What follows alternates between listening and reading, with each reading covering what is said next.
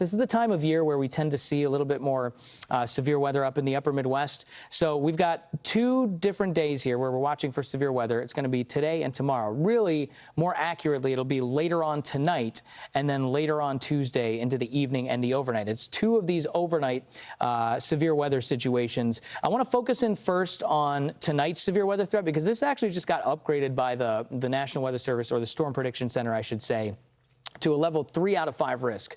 Number 1 threats are going to be hail and damaging wind. And it's starting to appear that there's a little bit more spin in the atmosphere than we had initially thought. So we're going to throw in a chance for some tornadoes as well. What really looks like it's going to happen is we are going to get a line of storms developing. It'll likely start somewhere up in northern Minnesota. You can see that here on this map. And then it moves from northwest to southeast, moving through Duluth, Minnesota, sometime between 10 and 11 o'clock or so Central Time.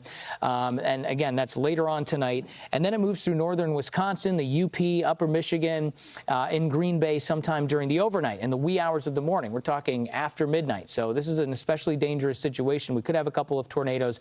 We are definitely going to have some very damaging wind. So that is something to be prepared for in those spots. Just a close up on Duluth here so you can see what that line of storms is going to look like. It's got that bow kind of shape to it. Anytime you see that, like the bow on a bow and arrow, that usually is a very strong indication that we're going to have some very strong wind in the forecast with that particular storm. So again, this is the time of year when you tend to see this type of stuff.